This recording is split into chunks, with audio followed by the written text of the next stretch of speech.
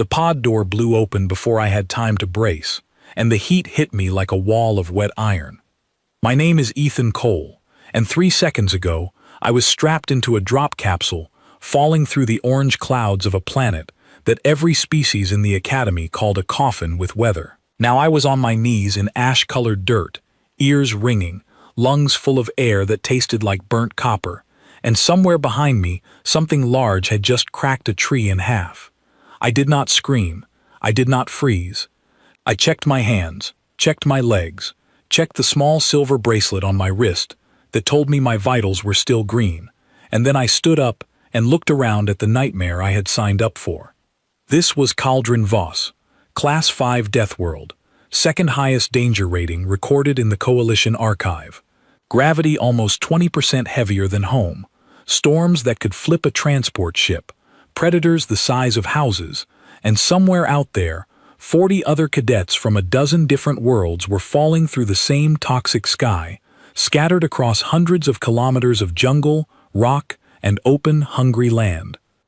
3 days earlier, in a cold briefing hall lined with screens and flags from 100 systems, our instructor had stood in front of us and explained exactly what we were about to do. Her name was Commander Yulin Thorne, a tall being with pale blue skin and eyes like polished stone, and she did not smile when she spoke. "This is the final trial," she had said. "Cauldron Voss, you will be dropped individually, no teams, no support, survive 72 hours, reach the extraction beacon, and you graduate. Fail, and you do not." Around me, cadets from other species had gone still. A tall insectoid recruit beside me had begun quietly recalculating his life insurance out loud. A pale, tentacled cadet 2 rows back had actually fainted, sliding out of her chair with a soft thud that nobody rushed to help with, because everyone else was busy staring at the star map, showing exactly how many search and rescue teams had failed to retrieve bodies from that planet in the past decade. I sat there, arms crossed, and felt something strange. Not fear, familiarity. I grew up on Kestrel Hollow, a frontier colony on the edge of charted space, where the storms could strip paint off a hull in under a minute, and the local wildlife did not care what species you were before it decided you were dinner. By the time I was 10, I knew how to build a fire in the rain, track a 6-legged predator by its breathing pattern, and patch a suit puncture with nothing but tape and prayer. So when Commander Thorne asked, in a voice meant to make us feel the full weight of what we were facing, "Does everyone understand the severity of this trial?" I raised my hand. The room turned to look at me. 40 pairs of eyes, several with more than 2, all locked onto the one human in the room. "Yes, Commander," I said. "I understand. I just wanted to ask something." She tilted her head, the closest her species came to raising an eyebrow. "Ask. Is there any way to raise the difficulty?" For a moment, nobody breathed. Then the insectoid cadet beside me made a small, strangled sound, like his exoskeleton had tried to laugh and failed.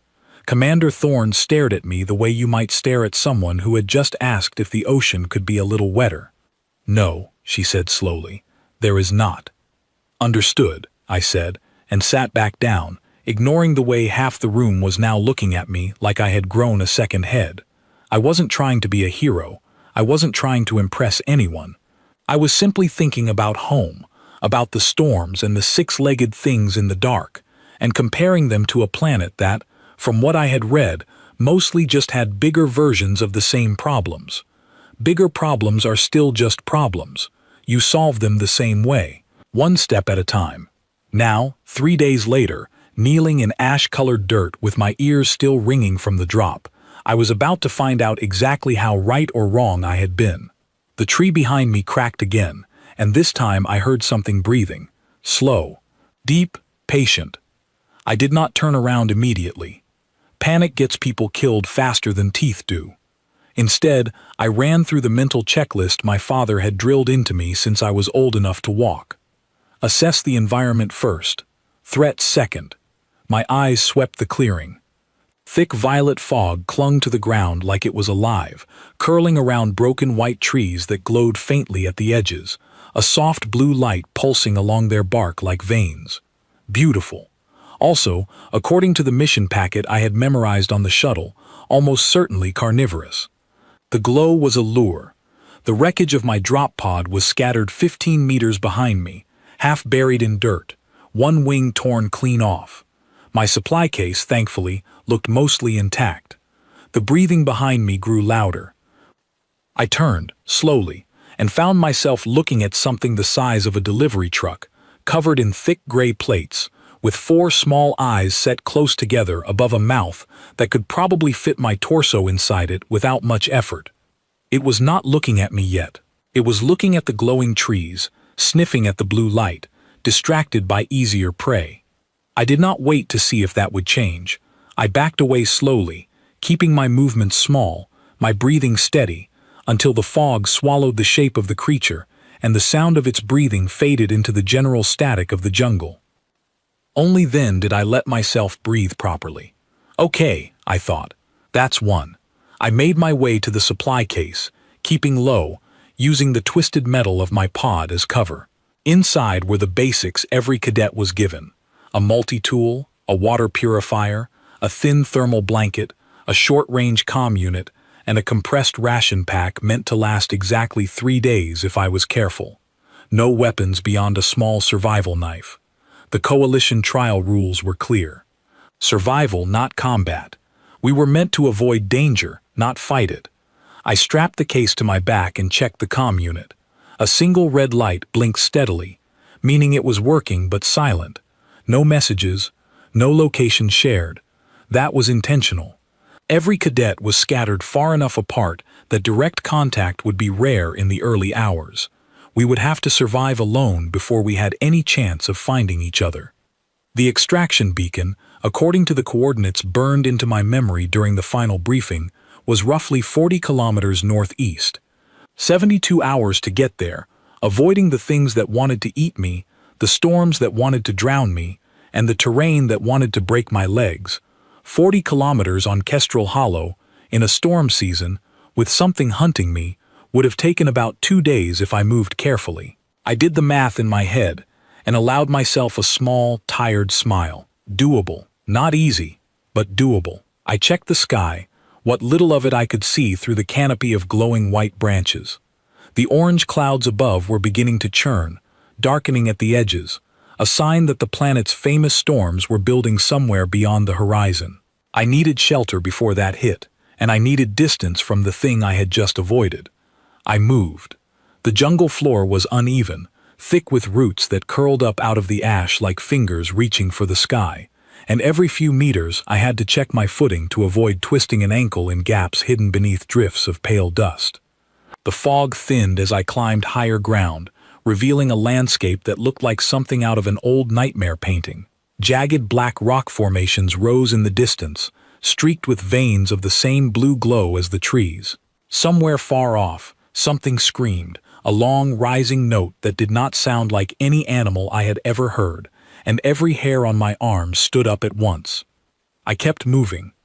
An hour later, I found a shallow cave cut into a rock face, high enough above the jungle floor that whatever hunted below would have to work to reach me. I checked it carefully first, tossing a rock inside to test for movement, waiting in silence for a long moment before I trusted it enough to enter. Empty, dry, defensible. It would do for the coming storm. I settled my supply case against the back wall and allowed myself, for the first time since landing, a moment to simply sit and think. 40 other cadets were out there right now, scattered across this planet, most of them from species that had never faced anything like Kestrel Hollow's storm season, never learned to read the warning signs in a darkening sky the way I had as a child. Some of them, I knew without needing to be told, would not make it to the beacon. That was the point of the trial. That was why it existed. Caldron Voss did not care about rank, species, or the strength of your will. It only cared whether you understood the rules of survival and followed them. I thought about the insectoid cadet who had done math about his own mortality out loud. I thought about the tentacled cadet who had fainted in her chair. I hoped they had drop points as forgiving as mine had been. I hoped they had a father who taught them to check their footing before their fear. Outside, the wind began to pick up. hissing through the glowing branches below, and the first fat drops of rain began to fall, hissing against the black rock outside my shelter. I pulled the thermal blanket around my shoulders, checked my rations, and settled in to wait out the storm. 71 hours left, 39 kilometers to go. An entire Deathworld between me and graduation. I thought about Commander Thorne's face when I had asked if the difficulty could be raised, and despite everything, despite the cold, despite the screaming thing somewhere out in the storm, despite the creature the size of a truck that had almost found me in the fog, I found myself smiling. Kestrel Hollow had prepared me for a lot of things. Apparently, it had prepared me for this too. I closed my eyes, listened to the rain hammering the rock above me, and let myself rest, because tomorrow the real challenge would begin, and I intended to be ready for it. I woke to silence, which was somehow worse than the storm. The rain had stopped sometime in the night, and the wind that had been screaming through the rocks outside my shelter had gone completely still. I lay there for a moment listening, my body tense before my mind had fully caught up with why. Silence on a Deathworld was never good news. Silence meant something had scared away every smaller creature that usually made noise, and the only things that could do that were things much bigger and much worse. I gathered my supply case, checked my water purifier, drank slowly, and ate a small portion of my ration pack before stepping out of the cave into a gray, misty morning. The glowing trees below had dimmed with daylight, their blue veins barely visible now, and the ash-colored ground was slick with the night's rain. 39 kilometers to the beacon. I had made almost no progress the day before, and I could not afford another day lost to weather. I checked the sky, saw nothing threatening for now, and began moving northeast, keeping to higher ground where I could, avoiding the fog-choked lowlands where the truck-sized creature had almost found me. The terrain fought me every step. Loose rock gave way beneath my boots more than once, and twice I had to backtrack around ravines too wide to cross safely. By midday, I had covered maybe 6 kilometers, and I was breathing hard in the heavier gravity, sweat soaking through my thermal layer despite the cool air. It was during a short rest, crouched behind a boulder to check my map against the terrain, that I heard the voice. It was faint, carried on the wind, and it was speaking in the Coalition standard language every cadet had been trained in, a voice calling for help. I froze, weighing the risk. Every survival instinct my father had drilled into me said to ignore it, that anything calling for help on a Deathworld might be a trap, either from a predator mimicking distress or from the planet itself testing my judgment. But the voice came again, closer this time, and there was real fear in it, not the calm tone of a recording or a lure. I moved toward it carefully, staying low, using the rocks for cover, until I came to the edge of a shallow ravine and saw her. A young cadet, small and pale, with silver hair and skin that shimmered faintly like water under sunlight, was pinned beneath a fallen tree trunk at the bottom of the ravine, her leg trapped, her supply case scattered several meters away where she could not reach it. She was one of the tentacled species, though her particular subspecies had legs instead of the more common limbs, and she was struggling weakly against the weight of the trunk with no success. I recognized her, Leora Vantis, from the same cadet class, the one who had fainted in the briefing hall 3 days earlier. She looked up and saw me, and for a moment her expression shifted from fear to something like shame. "Please," she said, "I cannot move it. I have tried." I did not hesitate long. I climbed down into the ravine, testing my footing carefully, and examined the trunk pinning her leg. It was heavy, easily more than either of us could lift alone, but the ground beneath one end was soft, loose dirt from the rain, and I thought I saw an angle that might work. "Don't move," I told her. "I need to dig under the trunk on this side. If I can shift the angle, the weight should roll off instead of down onto you." She nodded, wide-eyed, watching as I dropped to my knees and began clearing dirt away from beneath the heavier end of the trunk with my hands and my multi-tool. It was slow work, and every few minutes I had to stop and listen, aware that the noise of digging might draw attention from something far worse than a fallen tree. After nearly 20 minutes, I had cleared enough dirt that the trunk's balance had shifted. I positioned myself at the lighter end, braced my legs against a rock, and pushed with everything the heavier gravity would allow. The trunk groaned, shifted, and rolled away from her leg with a heavy thud that echoed through the ravine. Leora gasped, pulling her leg free, wincing as she tested it. Bruised, not broken from what I could tell. "Thank you," she said, staring at me like she was not entirely sure what to make of what had just happened. "Why did you help me? We are not on the same team." "There are no teams." I shrugged, offering her a hand up. "There don't have to be teams for people to help each other." She took my hand, and I pulled her up out of the ravine, retrieving her scattered supply case along the way. Her leg was still weak, and she leaned on a broken branch as a makeshift support while we climbed back to level ground. "You are the human," she said, once we were both breathing steadily again. "The one who asked the commander to raise the difficulty." "That's me," I admitted. "I thought you were either very brave or very foolish." "Probably both," I said, and she made a small sound that might have been a laugh, if her species laughed the way mine did.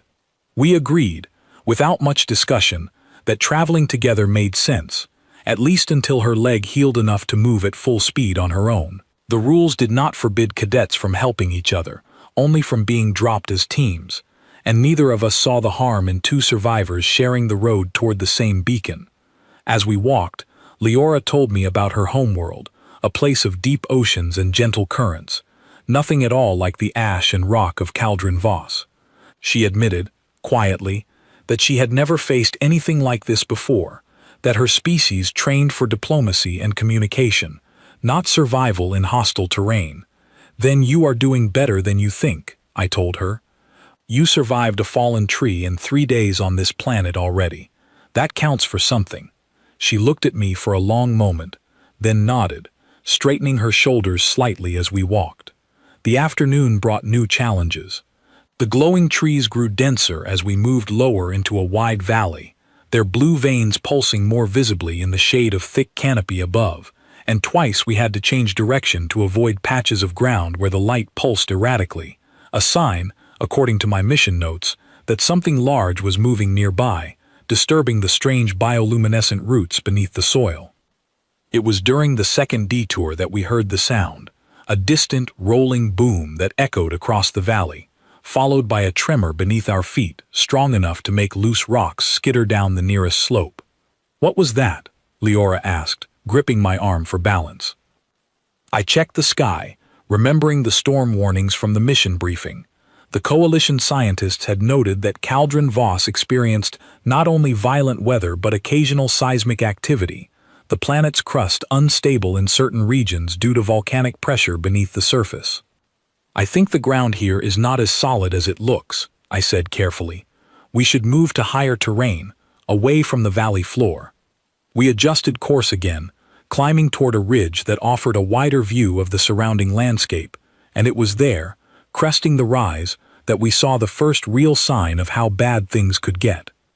Far in the distance, across the valley, dark smoke rose from a cluster of jagged black rocks, and beneath it, faint against the horizon, I could see movement, large and slow, shapes that even from this distance looked far too big to be anything but dangerous. "Migrating," I muttered, more to myself than to Leora. The mission notes mentioned herds moving between feeding grounds this time of year. "Are they dangerous?" she asked. "Everything on this planet is dangerous," I said. "The question is whether they're dangerous to us specifically, or just dangerous to be near." We watched for a long moment, and the herd, whatever it was, seemed to be moving away from us, deeper into the valley, its path crossing well south of the direction we needed to travel. For now, we were safe, but the smoke rising from the black rocks in the distance told me something else, something that made my stomach tighten with unease. Volcanic activity, combined with a migrating herd large enough to be visible from this distance, combined with the storm system building again on the horizon behind us. Something told me the 72-hour trial was about to become far more complicated than simply walking 40 kilometers through hostile jungle. We made camp that night in a shallow rock alcove near the ridge, sharing a small portion of rations between us, and Leora, despite her injury, insisted on taking the first watch while I rested. I did not argue. Trust, on a planet like this, had to be earned quickly or not at all, and she had earned hers by simply being honest about her fear, rather than pretending it did not exist. As I lay there, listening to the distant rumble of the mountains and the faint hiss of wind building beyond the ridge, I thought about the other cadets scattered across this planet, wondering how many of them had found allies of their own, and how many were facing the growing storm entirely alone. 26 kilometers to the beacon, 2 days left, and somewhere beyond the black rocks in the distance, the ground itself seemed to be waking up. I closed my eyes and let myself rest, because tomorrow, I suspected, we would need every bit of strength we had left.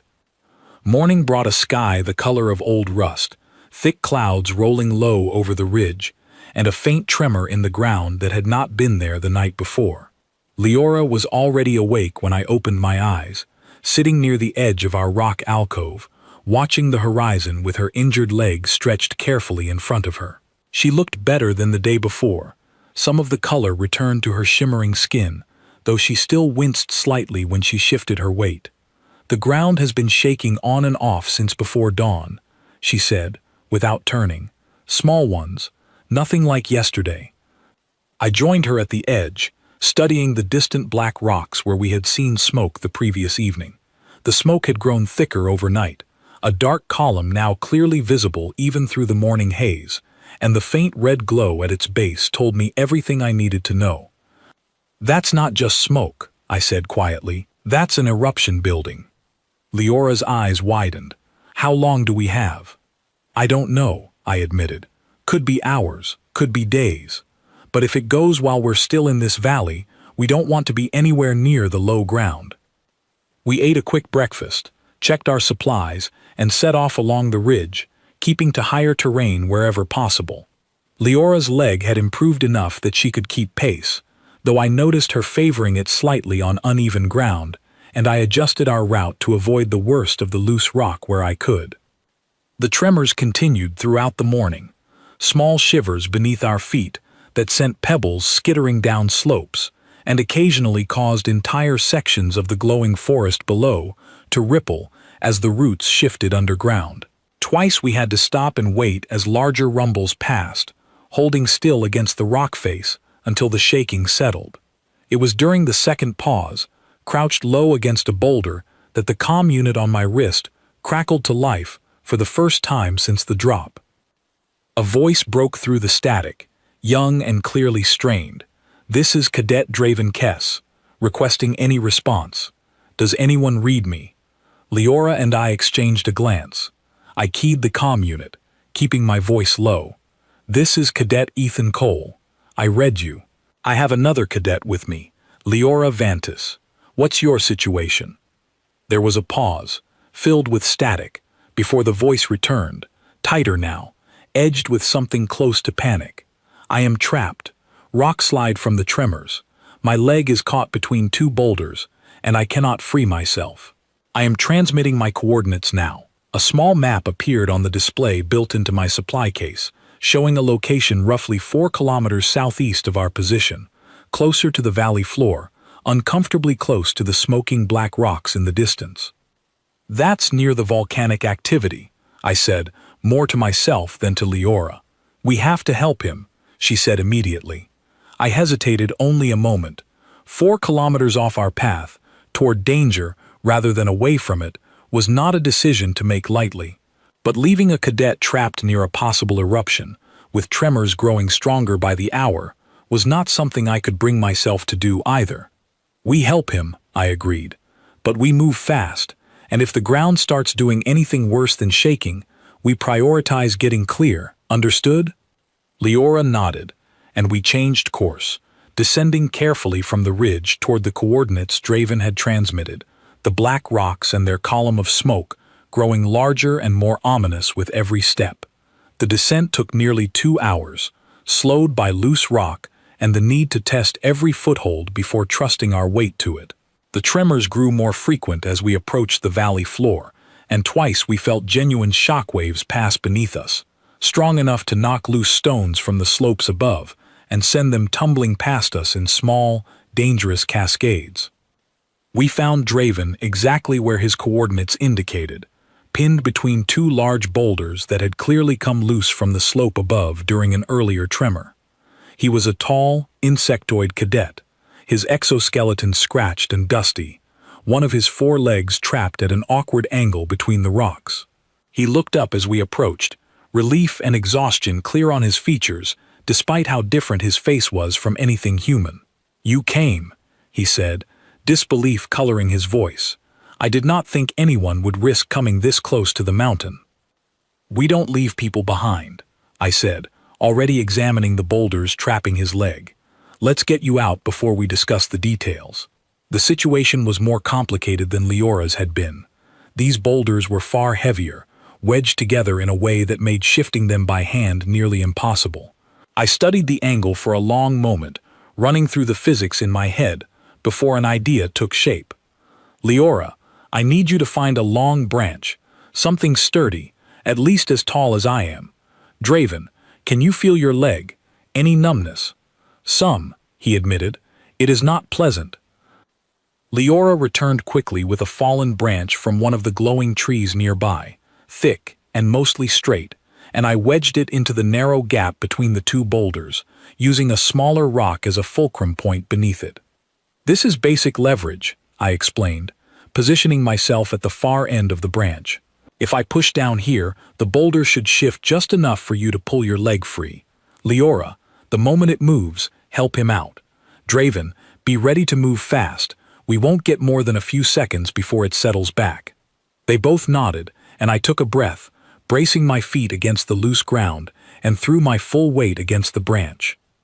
The boulder groaned, shifted barely a few centimeters, but it was enough. Leora grabbed Draven under his uppermost limbs and pulled hard, and he cried out as his trapped leg came free, just as the boulder settled back into place with a heavy thud that sent a spray of dust into the air. For a moment, all 3 of us simply sat there, breathing hard, the adrenaline of the moment fading into exhausted relief. "Thank you," Draven said, testing his leg carefully. "Bruised and scraped, but intact. I owe you both a debt I am not sure how to repay." "Help someone else before this is over," I said. "That's payment enough." It was then that the ground shook harder than it had all day, a deep rolling tremor that did not fade after a few seconds but seemed to build, growing stronger, accompanied by a low, rising rumble that echoed off the valley walls.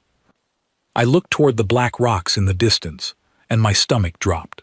The column of smoke had turned from gray to black, thick and churning, and at its base, a bright orange glow now pulsed visibly even in daylight, growing brighter with each passing second.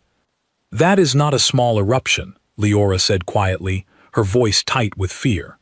"No," I agreed, "it's not." I checked my mission notes quickly, cross-referencing what little data the Coalition had gathered on Caldron Voss, and found a grim confirmation of what my instincts were already telling me.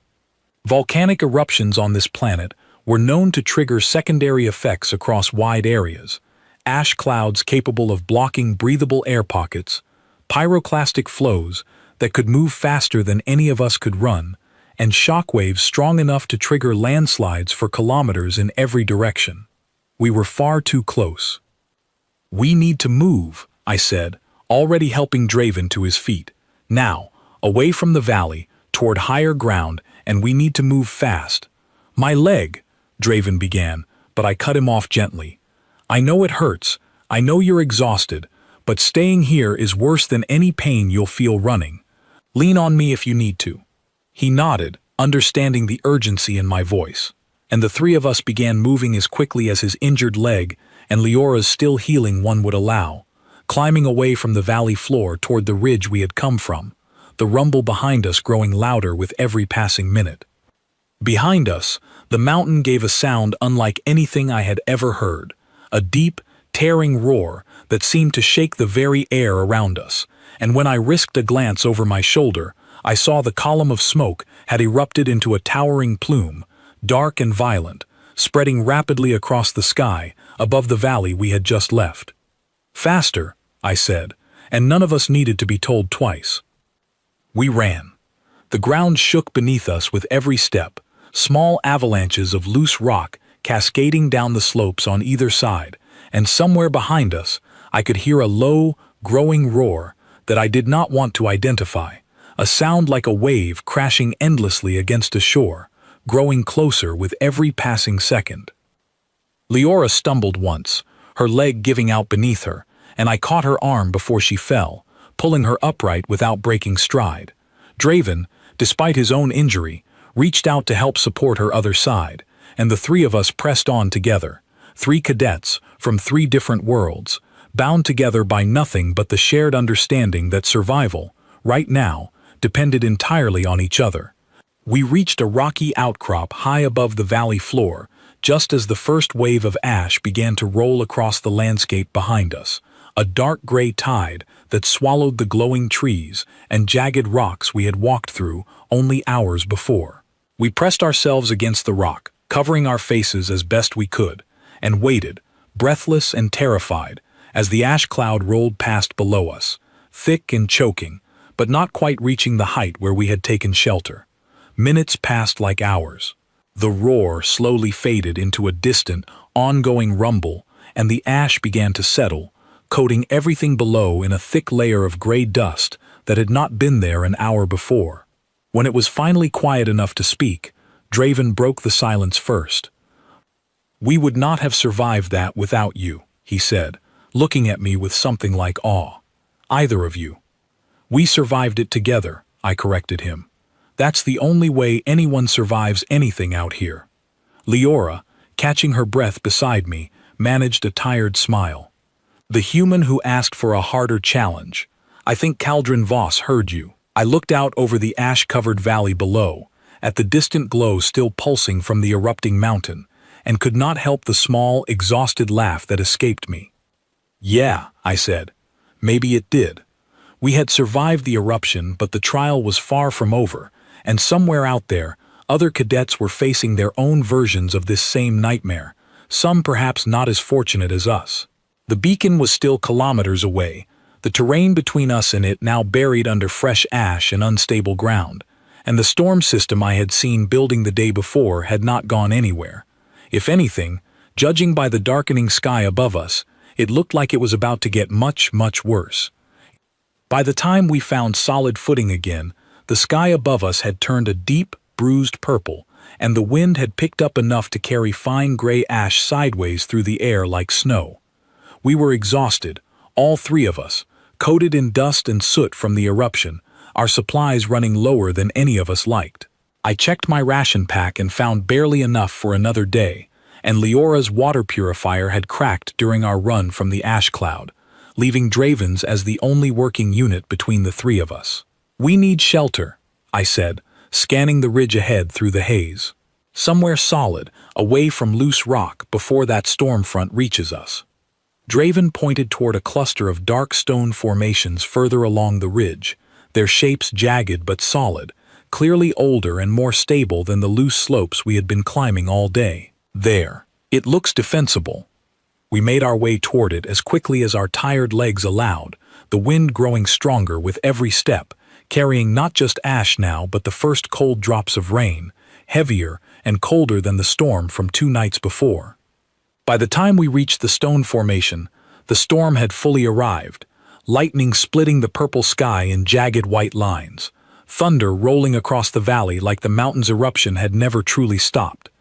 The formation offered a narrow overhang, enough to shelter the 3 of us if we sat close together, and we crowded beneath it gratefully, watching the storm rage across the ash-covered landscape below.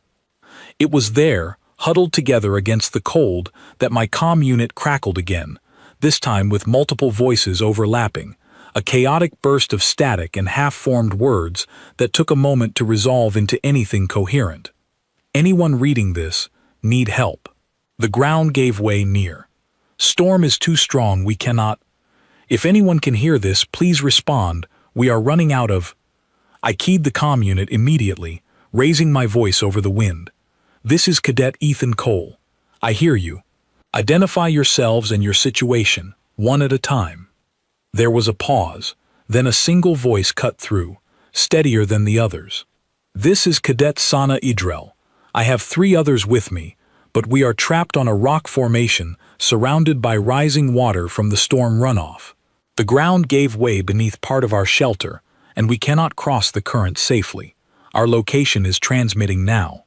A new marker appeared on my display, roughly 6 kilometers from our position, closer to the beacon than we currently were, but directly in the path of the worst of the storm. I looked at Leora and Draven, both of them exhausted, both of them clearly at the edge of what their bodies could endure, and I felt the weight of the decision settle heavily on my shoulders. We can't reach them in this storm without serious risk, I said honestly. But if we don't try, 4 cadets might not make it through the night. Draven straightened despite his injury. Then we try. Leora nodded beside him, her jaw set with a determination that had not been there 3 days ago. We did not come this far to stop helping people now. I keyed the comm unit again.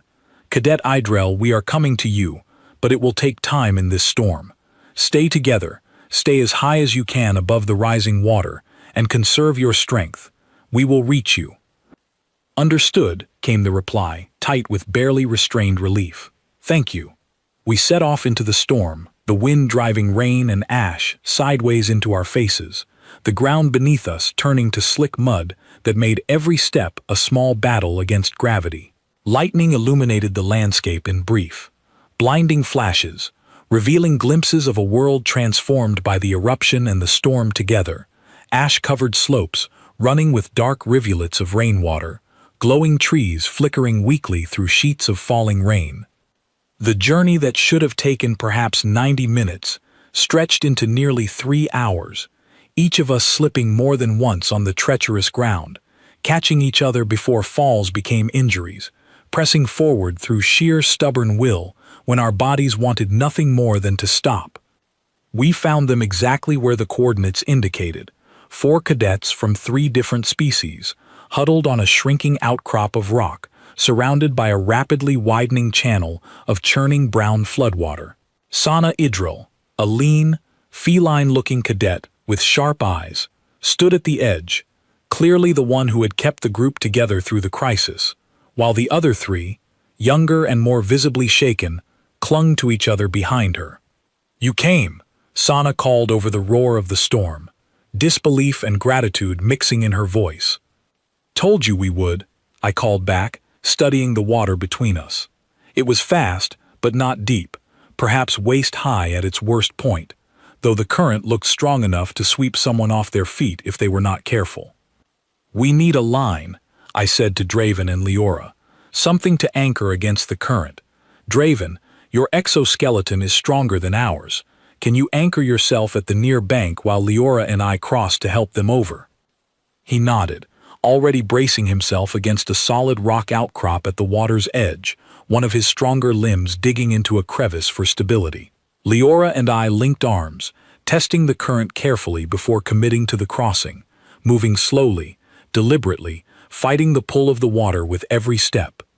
It took 4 separate crossings, each of us half carrying, half guiding the trapped cadets through the churning water, Draven anchoring the line at the near bank each time, until finally all 8 of us stood together on solid, if muddy, ground, soaked through and shivering but alive.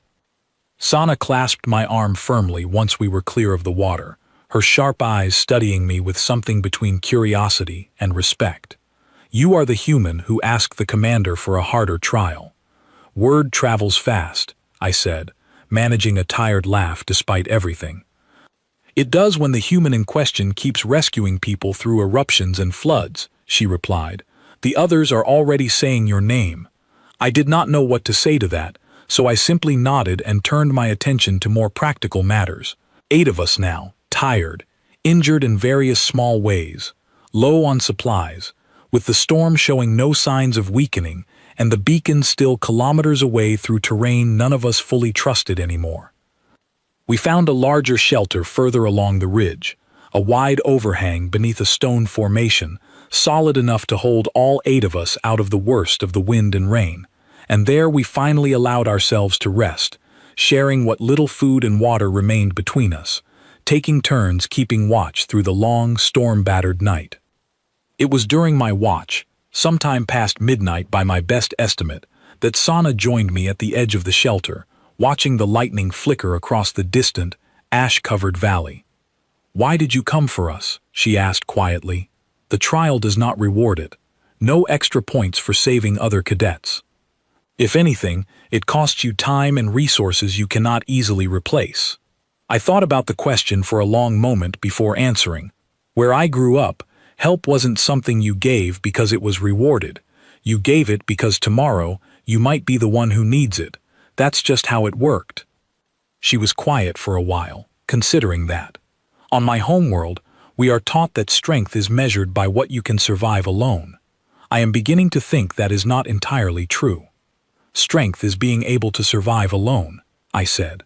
But it's not the only kind of strength that matters. Sometimes the strongest thing you can do is admit you need help, or admit that someone else does.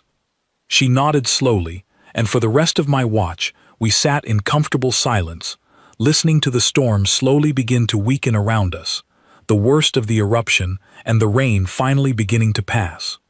By morning, the sky had cleared to a pale, washed-out gray, the storm finally spent, though the landscape around us bore the scars of everything that had happened, ash covering the valley floor like fresh snow, floodwater carving new channels through the mud, the distant mountain still venting a thin trail of smoke into the sky. We gathered our remaining supplies, checked on each other's injuries, and prepared to move on together, 8 cadets now bound by the shared trial of the night before, all of us understanding that the beacon and graduation still lay somewhere ahead through terrain none of us could fully predict. But for the first time since the drop 3 days ago, I did not feel like I was facing this planet alone, and judging by the expressions around me, neither did anyone else. We set off toward the beacon together, the ash crunching softly beneath our boots, the sky slowly clearing above us, and somewhere behind us, the mountain that had nearly ended us all continued to smolder quietly against the horizon, a reminder of exactly how close we had come and exactly how far we still had left to go. The final stretch to the beacon took the better part of 2 days, and every kilometer of it tested what little strength our group had left. We moved slowly at first, favoring injuries, sharing what supplies remained, taking turns supporting whoever struggled most on the uneven, ash-covered ground. Sana proved to be an excellent scout, her sharp senses picking up on subtle signs of danger long before the rest of us noticed anything wrong, and more than once she guided us around paths where the ground had been weakened by the eruption or the flooding that followed. We encountered other cadets along the way, some traveling alone, exhausted and wary, others in small groups that had formed the same way ours had, through shared hardship rather than assignment. Word of what had happened at the flooded outcrop seemed to have spread faster than any of us expected, carried along the open comm channels that cadets had begun using more freely once the worst of the storm passed, and by the time we were within 10 kilometers of the beacon, our group had grown to nearly 15 cadets, all moving together toward the same distant goal. It was strange, walking among so many different species, all of us equally exhausted, equally muddy, equally relieved simply to still be alive. The insectoid cadets moved with quiet efficiency, the feline species scouted ahead with practiced ease. The tentacled cadets like Leora offered steady, careful support to anyone who stumbled, and somewhere in the middle of it all, I found myself simply another member of the group, no longer the strange human who had asked an impossible question in a briefing hall 3 days before, but simply another cadet trying to survive alongside everyone else. The beacon itself, when we finally saw it rising above the tree line on the final morning, was almost anticlimactic in its simplicity. A tall, unassuming metal tower, blinking with a steady white light, surrounded by a wide clearing where a coalition retrieval shuttle sat waiting, its hull gleaming faintly in the pale morning sun. A cheer went up from the group as we crested the final rise and saw it clearly, exhausted voices from a dozen different species rising together in something that transcended language entirely. Relief. Pure, simple relief. We crossed the final stretch of open ground together, and as we approached the shuttle, Commander Yulin Thorne stepped out to meet us, her pale blue skin and stone-colored eyes unreadable as always, though I thought I saw something shift in her expression as she took in the size of our group, far larger than any single cadet should have gathered on their own. 15 cadets, she said, studying us carefully, arriving together. This is unusual. We had some complications, I said, too tired to explain anything more elaborate. She studied me for a long moment, then looked past me at the rest of the group, at Leora's still healing leg, at Draven's scraped exoskeleton, at Sana and the others who had been trapped by the flood, all of them standing together, supporting each other even now. "Explain," Commander Thorne said simply. So I did. I told her about the eruption, about the flood, about the cadets we had found along the way, injured and struggling, and how each of us had made the choice to help, rather than simply push forward alone. I told her about Leora's trapped leg, about Draven pinned between the boulders, about Sana and the others stranded by the rising water. I did not make it sound heroic. I simply told her what had happened, plainly and honestly, the way I would have told my father about a hard day on Kestrel Hollow. When I finished, the clearing was quiet except for the distant hum of the shuttle's engines. "You understand," Commander Thorne said slowly, "that the trial was designed to test individual survival, not group cooperation." "I understand that," I said, "but nobody told us we couldn't help each other, and I think if the trial is meant to test whether we're ready to serve alongside 100 different species out in the galaxy, then helping each other survive should count for something, not against it." She was quiet for a long moment, her stone-colored eyes moving slowly across the group behind me, taking in the mixture of species, the shared exhaustion, the quiet bonds that had clearly formed over the past 3 days. "Perhaps," she said finally, "it counts for a great deal." She turned to address the entire group, her voice carrying clearly across the clearing. "All 15 of you will be recorded as having completed the trial. Your conduct will be noted in your permanent records, and I suspect the Academy Council will find it instructive." A ripple of relief and quiet celebration passed through the group, and I felt some of the tension I had been carrying since the drop finally began to ease from my shoulders. As the others began boarding the shuttle, exhausted but smiling, Commander Thorne caught my arm gently, holding me back for a moment. "Cadet Cole," she said, once we were alone, "3 days ago, you asked me if the difficulty of this trial could be raised." "I remember," I said. "I have reviewed the telemetry from your drop," she continued. "The eruption, the flood, the creatures you avoided in the early hours. I do not believe I have seen a cadet face more difficulty on this trial in the past decade of records." "Feels about right," I admitted, managing a tired smile. She studied me for a long moment, something that might have been the beginning of respect settling into her stone-colored eyes. Was it enough? I thought about the question seriously, thought about the eruption, the flood, the creature the size of a house I had avoided in the fog on the very first day, thought about Leora's trapped leg, and Draven pinned beneath the boulders, and Sana's outcrop slowly disappearing beneath rising water. "Honestly," I said, "growing up where I did, this wasn't all that different from a rough storm season. Difficult, yes, but not impossible. Just another set of problems to solve, one at a time." Commander Thorne stared at me for a long moment, and for the first time since I had met her, something that almost resembled amusement flickered across her otherwise unreadable expression. "Then I suppose," she said slowly, "the Coalition will need to reconsider what qualifies as a true challenge for your species." "I'd appreciate that," I said honestly. "Kestrel Hollow taught me to expect a bit more of a fight." She shook her head slowly, though whether in disbelief or something closer to respect, I could not entirely tell, and gestured toward the shuttle. "Board, Cadet Cole. Your classmates are waiting." I made my way up the ramp, and as I turned back for one last look at the ash-covered valley behind us, the distant mountain still venting its thin trail of smoke into the pale morning sky, I thought about everything the past 3 days had taught me. Not about survival exactly, though I had certainly learned plenty about that, but about the strange, unexpected bonds that formed between people, or between beings entirely unlike each other, when the only thing that mattered was making it through the next hour alive.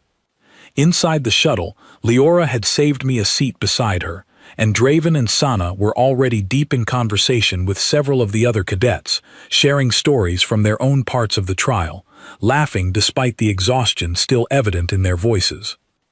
I settled into my seat as the shuttle's engines hummed to life, and through the small window beside me, I watched Caldron Voss shrink away beneath us, its ash-covered valleys and smoking mountains fading into the pale orange clouds that had greeted me on the very first day. 3 days ago, I had asked Commander Thorne if the trial's difficulty could be raised. She had told me it could not. Looking back now, watching the Deathworld disappear beneath the shuttle, I was not entirely sure that was true. The planet itself had thrown everything it had at us, eruption, flood, creature and storm alike, and somehow, through nothing more than choosing to help each other rather than face it alone, 15 cadets from a dozen different worlds had made it through together. Leora nudged my shoulder gently, drawing my attention away from the window. What will you tell them, back home, about all of this? I thought about it for a moment, about my father on Kestrel Hollow, about storm seasons and six-legged predators in the dark, about everything that planet had taught me long before I ever stepped foot in a Coalition academy. I'll tell them it was a good challenge, I said finally. Difficult, honest, the kind that teaches you something worth learning. Would you do it again? Draven asked from across the aisle, having clearly been listening. I considered the question seriously, thought about the eruption and the flood, about Leora's trapped leg and Sana's disappearing outcrop, about every hard, exhausting, terrifying moment of the past 3 days. Then I thought about the 15 of us sitting here now, exhausted but alive, bonds formed between species that might never have spoken to each other otherwise, all because a Deathworld had forced us to choose between facing it alone or facing it together. Yeah, I said honestly, a small smile finding its way onto my face despite everything. I think I would. Somewhere behind us, Sana laughed quietly, shaking her head. Only a human would call that an experience worth repeating. Maybe, I said, or maybe it just proves that the hardest challenges are the ones worth facing, especially when you don't have to face them alone. The shuttle rose higher, breaking through the last of the orange clouds into the clear black of space, Caldron Voss shrinking to a small, distant point below us, its violent weather and dangerous terrain fading into memory, even as the bonds formed upon its surface remained, steady and real, carried forward into whatever came next. Graduation waited for us now, and beyond it, a galaxy full of new challenges, new worlds, and new chances to prove that survival, in the end, was never really about facing danger alone. It was about choosing, again and again, to help each other through it. And somewhere in the back of my mind, quiet but persistent, I could not help wondering what the Coalition might throw at us next, and whether this time they might actually take my question seriously.